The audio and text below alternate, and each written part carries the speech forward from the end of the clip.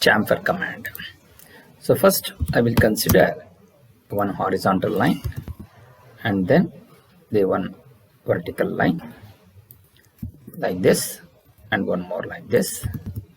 Then we will going to take it like this. So first I will go for the fillet command and take the radius as 0, set the radius as 0, and by default it is no trim, so we will going to use trim. Go to trim option and make it trim, and then use this first object, second object, then first object and second object, first object and second object, and first object and second object. Now we have this. Now we're going to use the chamfer command. So to do that, I will say CHA chamfer.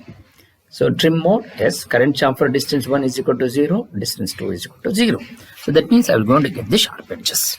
Now I want to have the equal distances, J chamfer. So I will go for the distance command, D. So first chamfer distance I will going to take about 10. And the second chamfer distance by default, it will going to take the first chamfer distance. I will going to take 10. Then you select between the first line and the select line. Since you have the equal distances, you can select any one of these two as the first line and the second line. So then again chamfer between these two. Again chamfer between these two. So this is how it will going to work with the chamfer command. Now I will undo this. Then we go for the unequal chamfering. Say for example, I will say chamfer distance. Now I will take distance as the first chamfer distance as 10 and the second chamfer distance I will going to take 20. Say for example, if you are considering like this, then in the chamfer distance equals say for example, if he says 10 and 5, what he is specifying like this, we are going to do that first with no trim option. So first I will go to the chamfer and take the distance, first distance as 10, okay. The second chamfer distance I will going to take it as 5, and then the trim option. So I will going to use no trim. So I will going to use no trim. Now the first chamfer is 10 and the second chamfer is 5. So this will be considered the first line and this will be considered as the second line. So to do that, I will take 10 mm on this side and 5 mm on this. So we're going to get the chamfering like this. Again, in the second case, if you are considering, then 5 and 10. So the first chamfer distance is 10 and the second chamfer distance is 5. So here, chamfer. So now we have chamfer. The first chamfer distance 1 is 10. So you have to select this as the first line and then 5 mm as the second line. So in this case, similarly, if you are considering this, first chamfer distance is 10 and the second chamfer distance is 5. So now CHA, first distance is 1. So you select this and you select this. Then again, you just come down to this. First chamfer distance is 1 is here and the second chamfer distance is 5. So you take this, again chamfer, you select this and this. So this is how you will going to have the distances. The one which you are collecting distance 1, you select distance 1 is 10, then you select this as the first line, and distance 2 is 5, then you select this as the second line. If your distance 1 is 10, then you select this as the first line, and 5 mm distance 2, you select this as the second line. So this is how it will going to be used with trim and the no trim option. Now we will undo this. Now we go for the next option, which is we'll go for the next option, which will going to be the distance, angle with trim and multiple option. So that means we have the chamfering with distance, angle with trim and multiple option. Suppose if you have 10 mm and the angle with respect to the vertical as 30 degrees, then how to chamfer that? Command is chamfer. Now I am going to take the distance mode. I will go for the angle. Specify chamfer length of the first line. I will go to take 20. Then the chamfer angle, I will going to take it as 30 degrees. I will take 30. Then I want to have the trim option. So I will say with the trim, yes. Then I will take the vertical line as the first one and the horizontal line as the second one. So this will going to be 20 with respect to the 20. You're going to get this. Suppose if I consider this as the line, so that will be the distance will be considered with reference to that, and the angle will be with reference to this horizontal line. You're going to get 30 degrees. Again, with reference to this 20, and with reference to the angle, which will be 30. Then again, distance with horizontal with reference to this. So this is how you will be able to reduce the chamfering with trim option. So now, similarly, if you have any other this thing like distance, angle, trim, now I have the multiple options. Yes, you can use the multiple options. By default, it is always multiple, so there is no question of using that. You can have the distances. You can have 25 mm equal chamfering. You select these two lines. If you have equal chamfering, then you can select whichever line as the first line and whichever then the second line. So there is no hard and fast rule that you need to select only like this, because we have an equal chamfering, the distance 1 and distance 1. Always you remember that distance 1 corresponds to first line and the distance 2 corresponds to the second line. So we have the polyline option. So that polyline option will not be considered because we don't use the polyline itself basically as a main thing in our drawing. So hence we can neglect that. It is not required as of now today. So this is how we can be able to use the chamfer command. Now we will go for the next command. We'll go for the next command, which is the rotate command. Say for example, I want to use the rotate command. So I want to rotate this. So go to rotate, select objects. You select this entire object, then specify base point, the rotation angle with reference to this. So the rotation angle, I will say 45 degree. So it will going to rotate with reference to this horizontal. That line will going to be rotated by an angle of 45 degrees. So if I say dim angle, so if you measure, so that measurement will going to be the 45 degrees with reference to this. So here just I'll go for the DDIM command. Then I will go for this arrow size, which is going to be 10, and then the text size is also 10, and align with the dimension above. Offset from the dimension line will be 3. Say close. Then this is how you will going to be able to get this rotate command. So the next command, now the next one, which will going to be, say for example, I will going to consider this. So this is one command. This is how we will going to use the rotate command. And then we have the initial reference. Then we have the initial reference, and rotating with that, with reference to this command is rotate.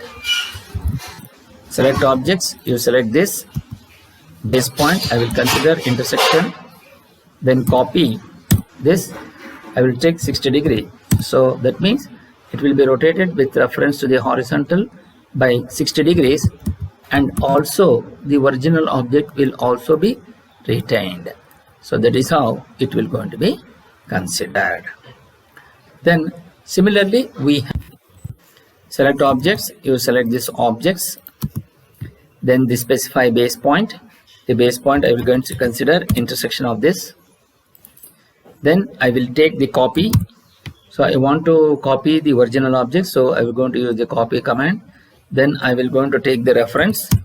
So specify the reference angle, the initial angle of the reference I will going to consider as 30 degrees. Then specify the new angle, which will going to be the 90 degree. So here it will going to be rotated by an angle of 60 degree. So that means 90 minus the new reference angle minus the old reference angle, or the original reference angle, which I have given it as 30. 90 minus 30, which will going to be 60 degree. So this will going to be the angle which will going to be this 60 degree with reference to the, so you will going to get this particular angle. So this is how you will be able to use the rotate command. Now the next thing what I need to do is I want to scale this. Say for example, I will going to consider 50 mm square. So to construct that 50 mm square, so first I will draw one horizontal line and one vertical line. Then I am going to use the offset command and I will type 50. Then you select this line offset by 50 mm. Then from here, then go to fillet, set the radius as 0 and select these two, and you select these two, then select these two. Now I'm going to use the scale command. Scale, select objects, you select this, enter.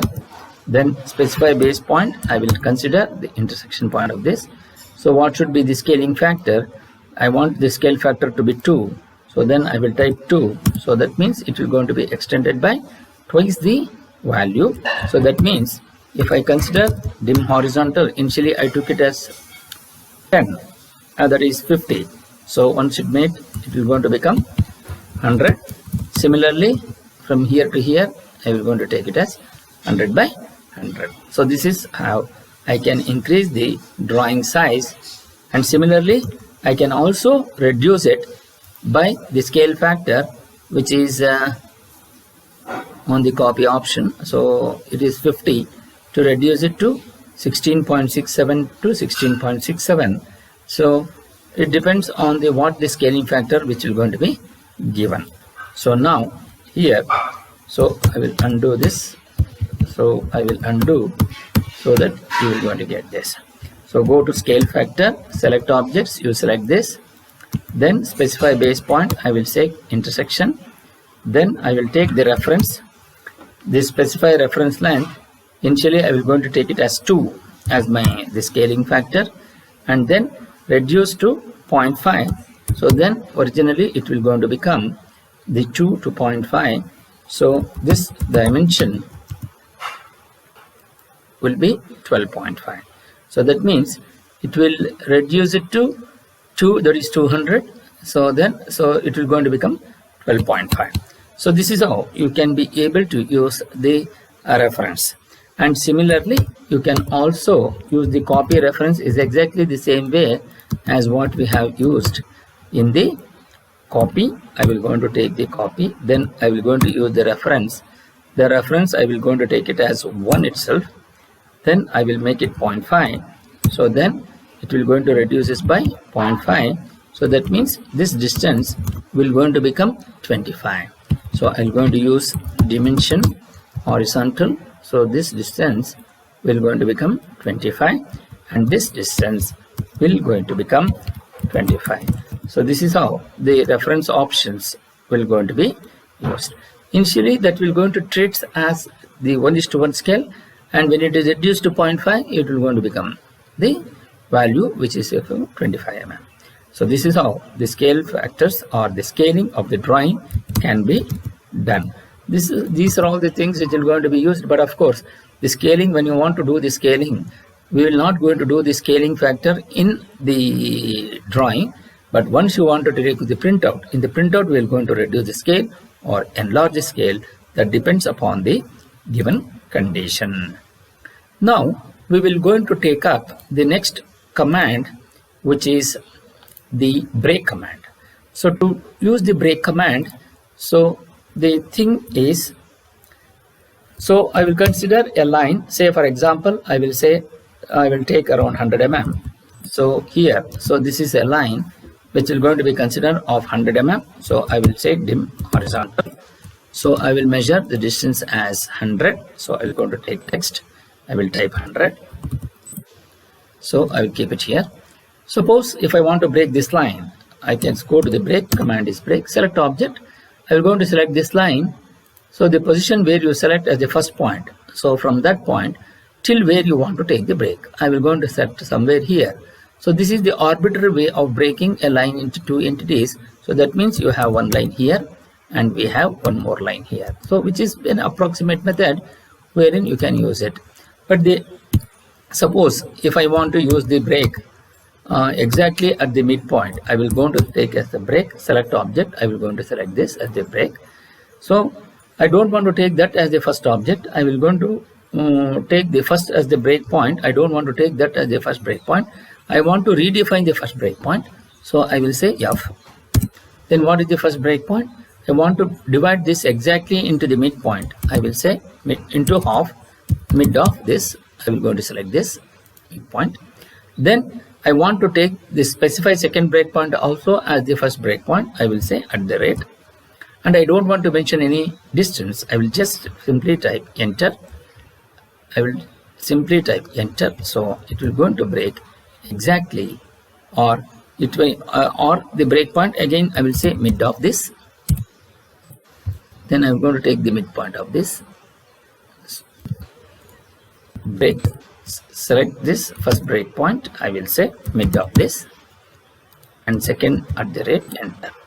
So now if you say the list, you can see that it is exactly broken into two halves. So here I will give dim horizontal. So this dimension, it will going to break exactly at the midpoint of this, so that this line will be different and this line will going to be different. So where is the practical application of this? Suppose if I want to have a thread, say for example, I will go representation of this. I will have one circle and I will say around, I will take around 10 mm. Say I want to take it like this, and I want to give the internal thread. So I will say from here I will break this till here.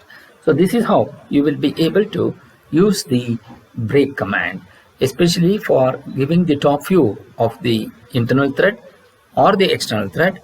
For this is for the internal thread, and suppose if it is for the external thread, so then we can use the break command like this, and we can keep it like this. So this is how the break command can be used practically, which can be applicable wherever we want. And this break command we will going to use in our mechanical drawings. So the next part